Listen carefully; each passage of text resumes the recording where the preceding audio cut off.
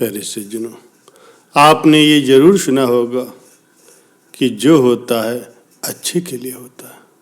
हम में से बहुत से लोग इसका सही मतलब नहीं जानते। अगर किसी की मृत्यु होती है तब सब यही कहते हैं कि जो हुआ अच्छा नहीं हुआ। प्यारे सज्जनों, एक बार की बात है, यमराज ने अपने एक यमदूत को धरती पर एक औरत को लेने के लिए भेजा। जब वो धरती पर उस औरत के पास पहुंचता है तो उसने देखा कि उस मृत शरीर के पास 2 बच्चियां हैं। एक बच्ची अपनी माँ के साथ खेल रही है और एक बच्ची रोते रोते सो गई। ये देख करके उस यमदूत को अच्छा नहीं लगा और वो उस मृत शरीर को लिए बिना ही यमलोक चला गया। वहां जा करके वो यमराज से बोला, प्रभु, क्या हम उस मृत शरीर में थोड़े समय के लिए जान नहीं डाल सकते, क्योंकि उसकी बेटियां बहुत ही छोटी हैं। पिता न होने के कारण वो अनाथ हो जाएंगे। यमराज जी बोले, तुमने उस औरत की आत्मा को न ला करके अच्छा नहीं किया। ये करके तुमने परमात्मा के काम में विघ्न डाल दिया है। तुम्हें इसकी सजा अवश्य मिलेगी। यमराज ने कहा कि तुम अभी धरती पर चले जाओ और तब तक वापस न आना जब तक तुम अपनी मूर्खता पर न हंसो। यमदूत यमराज की आज्ञा से धरती पर चला आया। यमराज द्वारा सर्दी के कपड़े न दिए जाने के कारण यमदूत ठंड के मारे ठिठुर रहा था। उसी समय वहां से एक व्यक्ति गुजरा। उसे यमदूत की ऐसी हालत देख करके उस पर दया आ गई। उस व्यक्ति के हाथ में एक कम्बल था जो कि वो उसे अपने बच्चे के लिए ले जा रहा था। उसे दया आ जाती है और वो कम्बल उस यमदूत को दे देता है और उसे अपने साथ अपने घर चलने के लिए कहता है। जब वो व्यक्ति उस यमदूत को लेकर के अपने घर पहुंचा तब उसकी बीवी ने उससे पूछा, क्या तुम बच्चों के लिए कम्बल नहीं लाए? तब उस आदमी ने कहा कि ये कम्बल मैंने इस आदमी को दे दिया है। ये सुन करके उस व्यक्ति की बीवी को गुस्सा आ गया। वो बोली, इस कम्बल की ज्यादा जरूरत तो इन बच्चों को है। यमदूत मन ही मन हंसने लगा और कहने लगा, इनको तो पता ही नहीं है कि इनके घर यमदूत आया। वो व्यक्ति चमड़े के जूते बनाया करता था और वहां रहते रहते वो यमदूत भी जूते बनाना सीख गया। यमदूत इतने अच्छे चमड़े के जूते बनाया करता कि सभी लोग उससे ही चमड़े के जूते बनवाने आते। एक बार उस नगर के राजा ने अपने सिपाही को उस व्यक्ति के घर भेजा। वो सिपाही उस व्यक्ति के घर एक चमड़ा लेकर के आया और कहने लगा कि भाई ये चमड़ा लो, ये चमड़ा आपको कहीं नहीं मिलेगा, तुम इस चमड़े से राजा के लिए सुंदर जूता बनाओ। परंतु यमदूत ने उस चमड़े के जूते बनाने के बजाय उनके स्लीपर बना दिए। प्यारे सज्जनों, उस समय स्लीपर उस व्यक्ति के लिए बनाए जाते थे जिसकी मृत्यु हो गई होती है।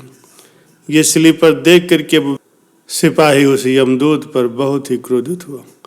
उसने यमदूत को बहुत फटकार लगाई। ये सुन करके यमदूत को हंसी आने लगी। इतने में वो सिपाही वहां से वापस गया और कुछ ही समय के बाद फिर आया और कहने लगा कि भाई तुम उस चमड़े की स्लीपर ही बना देना, क्योंकि राजा की अब मृत्यु हो गई है। तब वो व्यक्ति यमदूत से माफी मांगने लगा। यमदूत ने कहा कि मैं तो अपने कर्मों द्वारा की गई सजा को भुगत रहा हूँ। काफी समय के बाद उस व्यक्ति की दुकान पर एक लड़की आई अपनी 2 बेटियों के साथ। वो लड़कियां अपनी शादी के लिए जूते बनवाने आई थी। उन लड़कियों को देखते ही यमदूत को याद आ गया कि ये तो वही लड़कियां हैं जो उस मृत महिला के पास रो रही थी।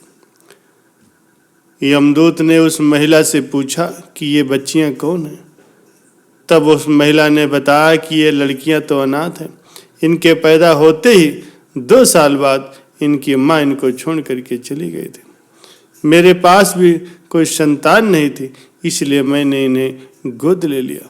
मेरे पास बहुत संपत्ति है और आगे जा कर के यही दोनों मेरी संपत्ति की मालकिन बनेंगे। तब यमदूत को खुद पर हंसी आई, उसे अपनी मूर्खता का एहसास हुआ।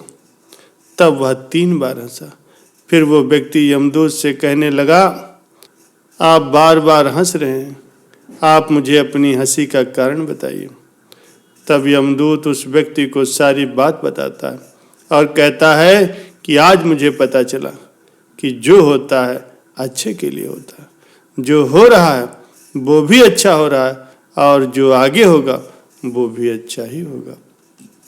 प्यारे सज्जनों, परंतु अगर कोई किसी महिला के साथ गलत कर रहा है या उसके साथ अन्याय कर रहा है तो वो अच्छा नहीं है। अन्याय कभी भी सहन नहीं करना चाहिए। अन्याय के खिलाफ सदैव आवाज उठानी चाहिए।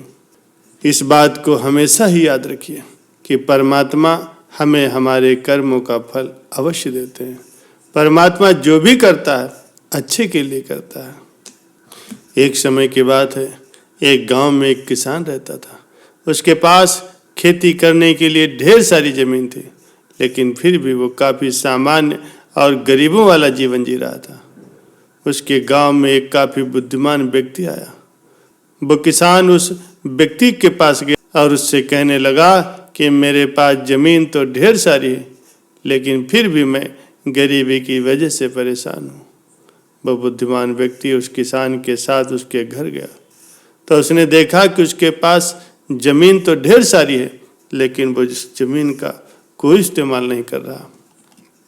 वो बुद्धिमान व्यक्ति उसे समझाने की कोशिश करने लगा कि तुम अपनी ज़मीन का इस्तेमाल क्यों नहीं करते, लेकिन किसान की समझ में कुछ नहीं आ रहा था। वो व्यक्ति उस किसान को बिना कुछ कहे वहाँ से वापस चला गया। उस किसान के पास 2 भैंसें थी। कुछ दिन के बाद वो बुद्धिमान आदमी उस किसान की दोनों भैंसों को चुरा लेता है और वो गांव छोड़ करके चला जाता है। इस चोरी से उस किसान को बहुत तकलीफ होती है। कुछ साल के बाद जब वो बुद्धिमान व्यक्ति उस गांव में वापस आता है तो क्या देखता है कि वो किसान अब गांव का सबसे धनवान व्यक्ति बन चुका। लेकिन सवाल यह है कि उस किसान के साथ ऐसा क्या हुआ जो कुछ ही सालों में वो गरीब से गांव का सबसे धनवान आदमी बन गया। प्यारे सज्जनों, उस किसान के पास ढेर सारी जमीन थी और साथ ही साथ 2 भैंसें भी थी और वो उन 2 भैंसों की वजह से अपना गुजारा कर रहा था, यानी कि उन दोनों भैंसों का दूध बेच करके अपना घर चलाता था। लेकिन जब उस बुद्धिमान व्यक्ति ने उसकी दोनों भैंसों को चुरा लिया तब उस किसान के पास खेती करने के अलावा कोई भी दूसरा रास्ता नहीं बचा। प्यारे सज्जनों, अक्सर हमारे पास भी काफ़ी बड़ी बड़ी चीज़ें होती हैं, कुछ बड़ा करने के लिए होता है, लेकिन हम छोटी छोटी चीज़ों में इतना उलझ जाते हैं कि हमें कुछ भी समझ नहीं आता। इसलिए छोटी चीज़ों को छोड़ना सीखो, तभी बड़े सपने साकार होंगे। और एक बार फिर से ईश्वर जो भी करता है अच्छे के लिए करता है, इसलिए परमात्मा का सदैव धन्यवाद करो।